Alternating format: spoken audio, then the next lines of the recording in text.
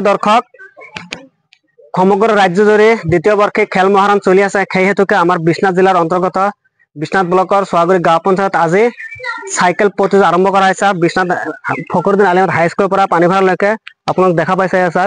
Cycle প্ৰতিযোগিতা ৰখা হৈছে ধুনীয়াকৈ সজাই পৰাই। আৰু আমাৰ সোৱাগুৰি পঞ্চায়তত যে খেল মহাৰণ পাতিছে তাৰ লগত সংগতি আমাৰ যুৱকসকলে তাৰ অগ্ৰণী ভূমিকা পালন কৰিছে। তাৰ কাৰণে আমাৰ যুৱকসকলৰ মুখেৰে কিছু কথা শুনি লওক। অসম চৰকাৰৰ ক্ৰীড়া আৰু যুৱ কল্যাণ বিভাগৰ সৌজন্যত খেল মহাৰণ 2.0 দ্বিতীয়খন খেল ইতিমধ্যে যোৱাকালিৰ পৰা আমাৰ আৰম্ভ হৈছে। আজি দ্বিতীয় দিনা আমি ৰাতিপুৱা 5 বজাৰ পৰা সাইকেল প্ৰতিযোগিতা আৰম্ভ কৰিছো। সেই সাইকেল প্ৰতিযোগিতাত আগভাগ লোৱা আমাৰ এই প্ৰতিযোগীসকল ইতিমধ্যে আমাৰ মাজত আহি উপস্থিত হৈছে। এতিয়া আমি খেলটো ধুনীয়াকৈ চলাই ল'বলৈ কাৰণে আমি সবকে অনুৰোধ জনাইছো।